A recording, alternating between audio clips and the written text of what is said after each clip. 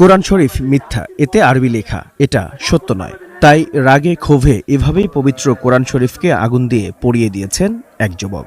এতেই ক্ষান্ত হননি, দিচ্ছেন একের পর এক লাথি আর অশ্লীল ভাষায় গালাগালি করছেন।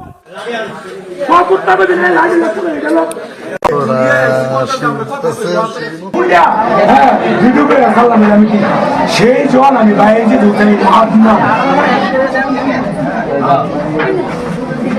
মিথ্যাকে মিথ্যা রূপান্তরিত করার কারিগর, সত্য বলার প্রকাশক একটাই, হুকুম নম্বর মোহাম্মদ বাইজিদ হুসাইন হাসান। তার সাথে কত মানুষের নাম জড়ানো, সবার সবার সবার।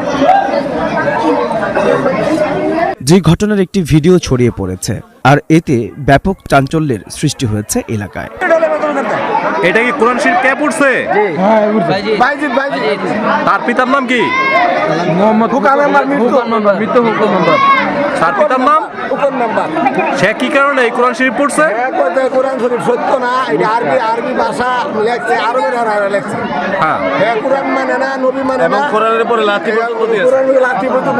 এটার উপর একটা ড্যাগার তুলছে, ড্যাগার তুলে ড্যাগার করে কেমন করছে, আসতে পারে তার কাছে বুঝে না।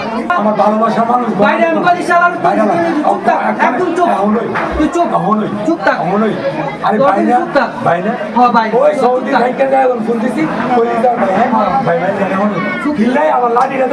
আমি গোসল করে ফ্রেশ হবো, আমি বাইরে হবো, ফ্যান থেকে জ্বালাইতে পারে, আমি কারণ যাবো অনেক হয়েছে তো, আমি ফ্রেশ হবো, ড্রেস আপ চেঞ্জ করবো।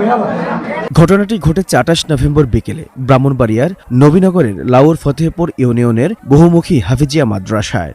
এই যুবকের নাম বায়েজিদ। সে লাউর ফতেহপুর ইউনিয়ন বাড়িখোলা গ্রামের বাসিন্দা খোকন মেম্বারের ছেলে। এই লাঠির ভিতরে কি আছে?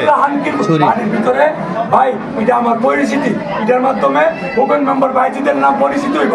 কোরআন মিথ্যা, কোরআন মিথ্যা, এর বানানো হাদিস, এটা সত্য না।